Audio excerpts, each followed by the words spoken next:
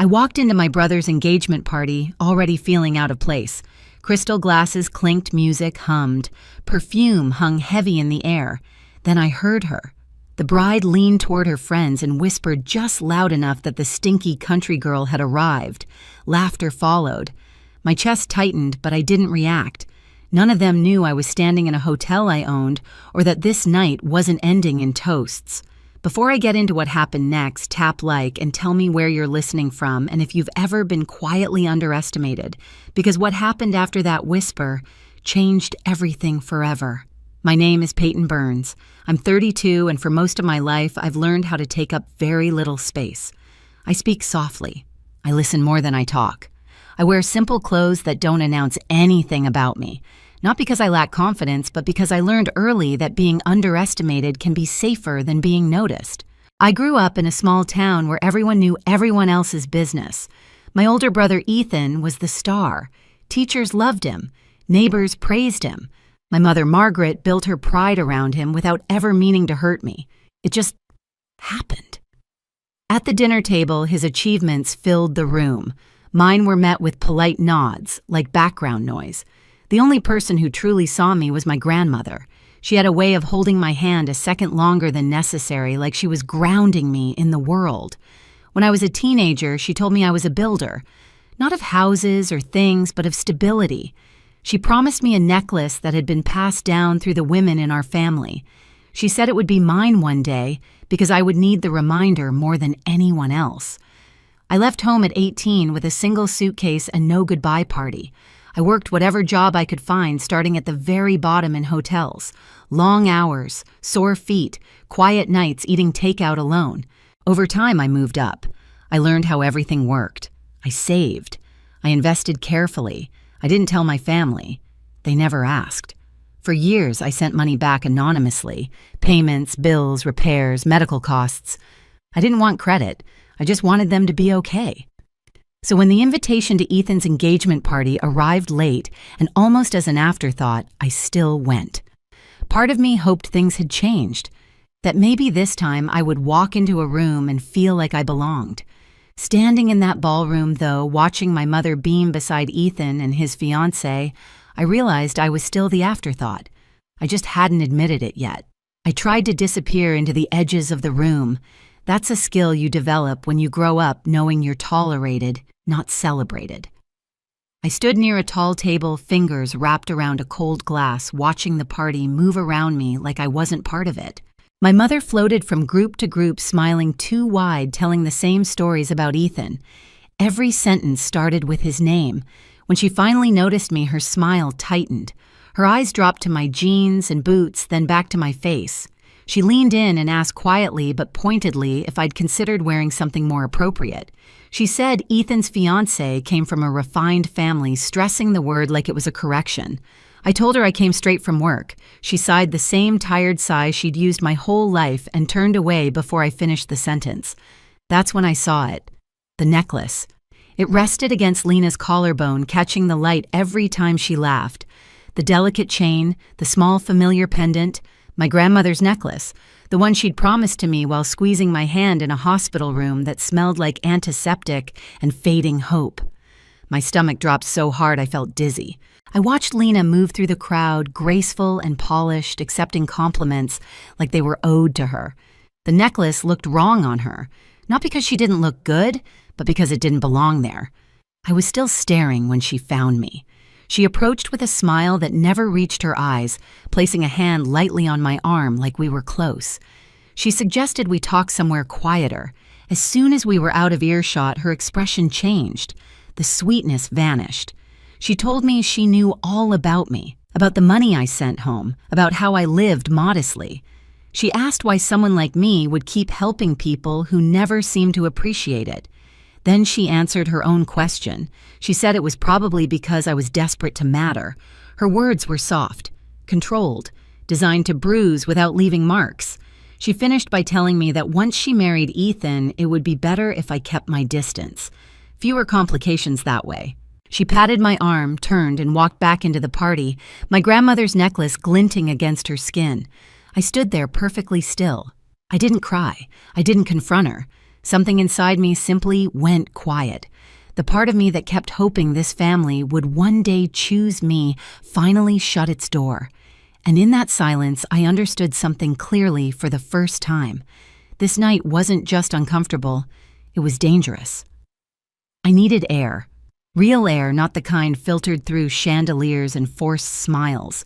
I slipped out of the ballroom and into the hallway where the carpet muted my footsteps and the noise dropped to a low hum. This part of the hotel felt different, familiar, controlled. It always grounded me. That's when I heard voices. I slowed without meaning to. Ahead of me, near the corner by the service elevators, Howard Whitmore stood with his phone pressed tight to his ear. His back was turned, his shoulders tense. He didn't notice me. He was too busy arguing in a low, urgent voice. I caught fragments, words like after the wedding, cash flow, and we just need them to believe it a little longer. He paused, listened, then said something that made my stomach clench. He mentioned my family, not by name but by implication, their stability, their ability to help. He hung up and straightened his expression, snapping back into a polished smile before he walked away. I stood there longer than I should have, my pulse steady, my mind racing. That call wasn't panic, it was calculation. I went down to the parking garage and sat in my car with the engine off the concrete walls pressing in around me.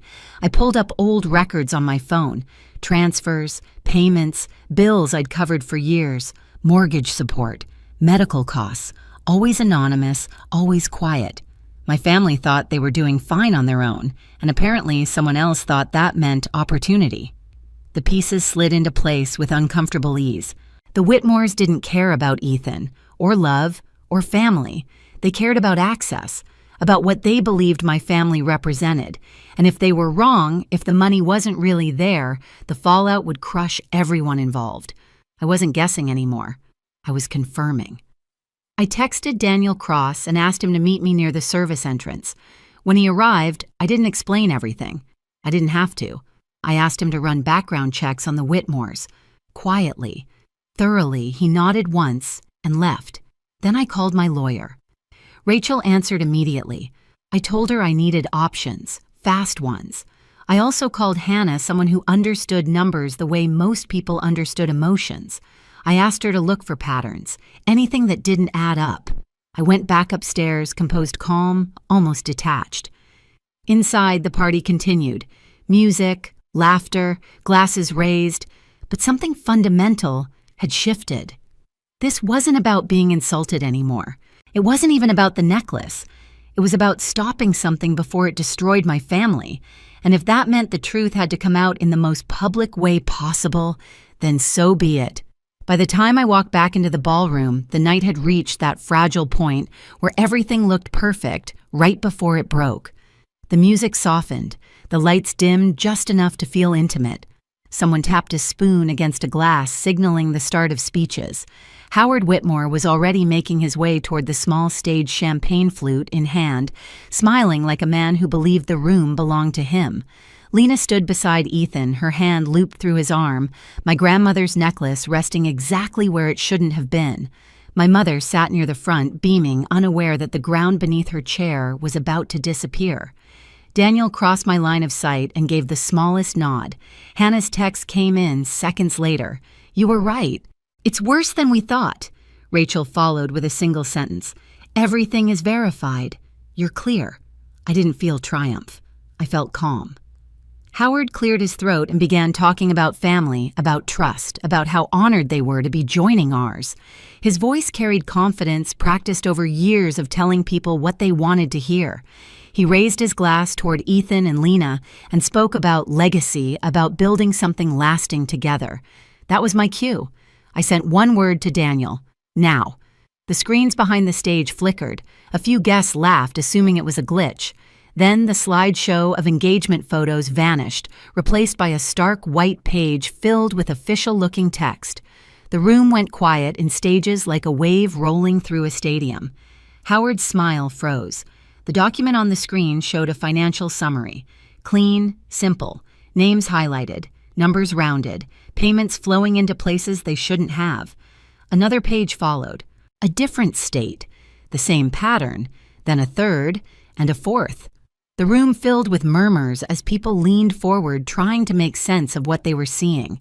Howard stammered into the microphone, calling it a mistake, a technical issue. He motioned frantically toward the booth. No one moved. The next image appeared, a photo of Lena, younger, different hair, different name beneath it. She went still. The color drained from her face as quickly as if someone had pulled a plug. Elaine Whitmore reached for Howard's arm, whispering urgently, but there was nowhere left to hide. The documents kept changing. Reports, summaries, patterns anyone could follow if they were willing to look. Ethan turned to Lena, confusion written across his face. He searched hers for reassurance and found none. My mother looked between them, her smile gone, her hands clasped too tightly in her lap.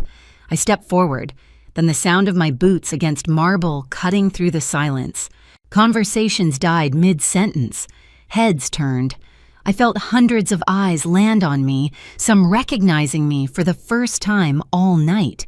Daniel's voice came through the speakers, steady and professional, introducing me not as a guest, but as the person responsible for the room they were standing in. I took the microphone gently from Howard's hand. He didn't resist. "I'm sorry to interrupt," I said, my voice even, "but I think everyone deserves to know what they're celebrating." Lena finally found her voice. She accused me of lying, of being jealous, of trying to ruin her happiness because I couldn't stand being on the outside. Her words came fast, sharp, desperate. I didn't argue. I didn't raise my voice. I simply gestured to the screens. "These records were reviewed by professionals," I said. "They show a pattern of taking money under false pretenses, moving it through accounts, and leaving others to deal with the consequences.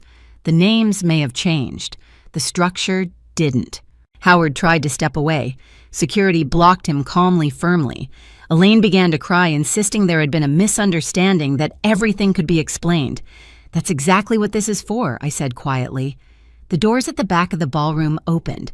A woman in a dark suit walked in, badge visible, her presence cutting through the room like a blade. She wasn't rushed. She didn't need to be. 2 others followed her. She introduced herself and stated clearly and without drama that there were ongoing investigations connected to the information displayed. She asked Howard and Elaine to come with her. Howard's confidence collapsed in real time. His shoulders sagged. His voice cracked. He tried to say my name like it was a plea. Lena turned to Ethan, her grip tightening on his arm. She begged him to believe her, to remember what they had, to not let his sister do this. Her voice broke raw and frightened. Ethan looked at her for a long moment. Then he stepped back. "I don't know who you are," he said quietly. "I don't think I ever did." Something in Lena snapped. She screamed, accusing me of destroying everything, of being exactly what she'd called me earlier. She lunged forward, but security intercepted her easily. As they guided her away, the necklace slipped from her neck and hit the floor with a sound far louder than it should have made.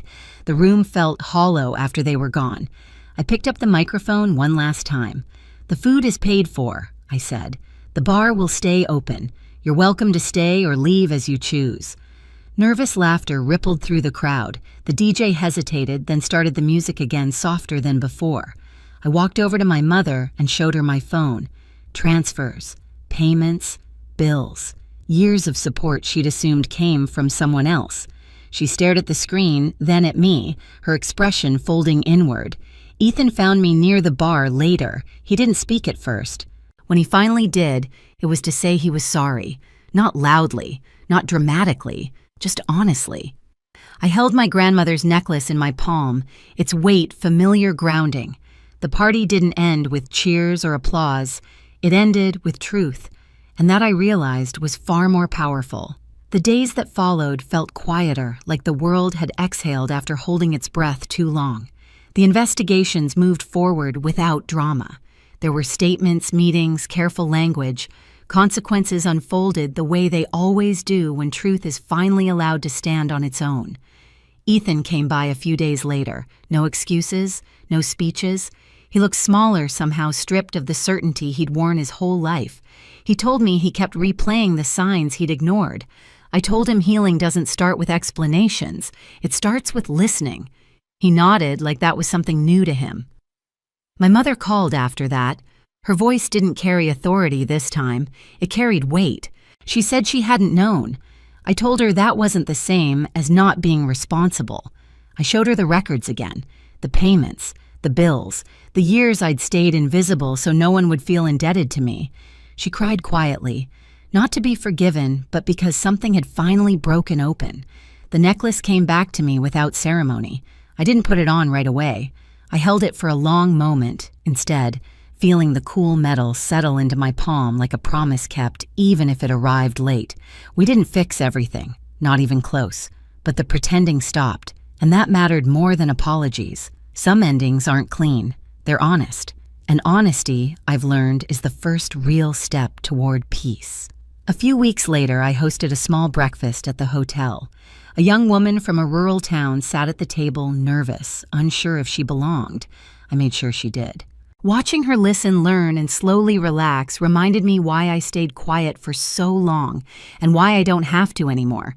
If you've ever been underestimated, overlooked, or made to feel small by your own family, you're not alone. Share your story in the comments, and if this resonated with you, subscribe so you don't miss what comes next.